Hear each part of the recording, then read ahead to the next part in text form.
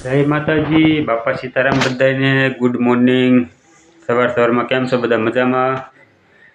તો આજે અમે સુરતથી ગામડે આવી ગયા છીએ અને ગામડે આવવાનું કારણ એ છે કે અમારે કાલે સગાઈ છે અમારા કાકાના ઘરે, એટલે અમે આજે બધા આવી ગયા છીએ। પણ અત્યારે હું ઘરે એક જ છું, બીજા બધા ગયા છે બીજી સગાઈમાં। ને અત્યારે મારે નીકળવાનું છે મહુવાથી મારે હારિયામાં થોડુંક કામ છે મારે, એટલે આજે હું જાઉં છું અત્યારમાં મહુવા।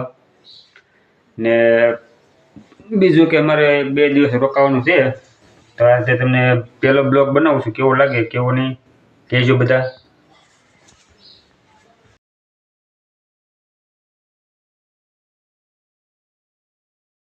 તો મહુવાથી રિટર્ન વળીને આપણે પહોંચી ગયા બગદાણા। હવે બગદાણા દર્શન કરી લેવી અને જમવાનું બાકી છે હજી પ્રસાદી, તો જમીને હવે પછી જાવી અંદર બજાર કરવા, એવી રીતે બજાર જોઈ લેવી।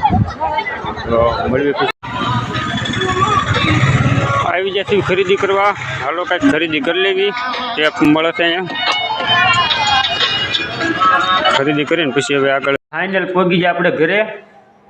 તો આવી જશે ઘરે હવે ના, બધા ગયા હતા સગાઈમાં। શું હતું સગાઈમાં? સગાઈમાં મજા આવી, જમવાનું હતું, લાડુ મહેમાન હતા। શું જમવાનું શું હતું? જમવામાં ભૂંગળા બટેટા હતા, ઊંધિયું શાક હતું, ખમણ પાત્રા હતા, પછી દાળ ભાત હતા, છાશ હતી, સંભારો હતો। ઝપટ બોલાવી છે ને? મજા આવી ગઈ ભૂંગળા બટેટા ખાવાની। હોય ને બટકું હતું, લાડવો હતો। અમે સેવ સમોસા ખાધા, પછી ગોટા ભજીયા ફાફડા, બગદાણા પ્રસાદી નહોતી એટલે નાસ્તો કરી લીધો ત્યાં। અત્યારે ઘરે પહોંચ્યો છે, 5 વાગ્યા છે। થોડાક રીંગણા ઘરે પડ્યા। હાલો ફેમિલી, યુટ્યુબ ફેમિલી, હું મોટી બેન છું કેતનની, મારા બાન ઘેર આવીશું।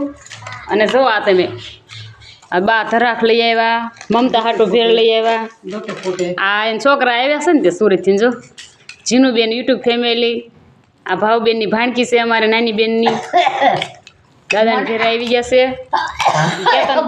કેતનને તો ધરો કરી દીધો, જો હરદેવ હાટું કપડાં લાવ્યા, ચોકલેટ લાવ્યા છે, આ શું લાવ્યા છે, રાયતા કરવા, રાયના કુરિયા, બિસ્કીટ, કેટલું બધું, લીલા મરચાં ને સાંજે આખા રીંગણાનું શાક બનાવવાનું છે। અને આ ભેળ ખાવાની તો મજા આવી ગઈ, કેમ કે ભૂખ લાગી ગઈ, નક્કી નહીં છે વાળું કારે થાય। તો ફાઇનલ સાંજ પડી ગઈ છે ને આપણે જમવા બેસી ગયા છીએ ને આપણી ઘરે આજ મહેમાન આવેલા છે। મહેમાન છે અમારે ભાવબેન વાઘેલા છે, યુટ્યુબર છે, મોટા યુટ્યુબર છે ના, અમારા મોટા પટેલ છે, મારા પપ્પા બેઠા, આ મારા બા છે અને અમારી મોટી બેન। જો આ રીંગણાનું શાક એને બનાવ્યું છે, હા તે અમારી ઘરવાળી જુઓ કાંઈ કામ નથી કરતી એમ કહે છે। જો આ આખા રીંગણાનું શાક ગ્રેવી બનાવ્યું છે એને, મસ્ત બન્યું છે। તો કાંઈ નહીં, હવે આપણે વાળું કરી લઈએ અને હવે પછી કાલે નવો બ્લોગ બનાવશું, એમાં મળ્યા તો લાઈક કરજો, શેર કરો અને સબસ્ક્રાઈબ કરવાનું ભૂલતા નહીં।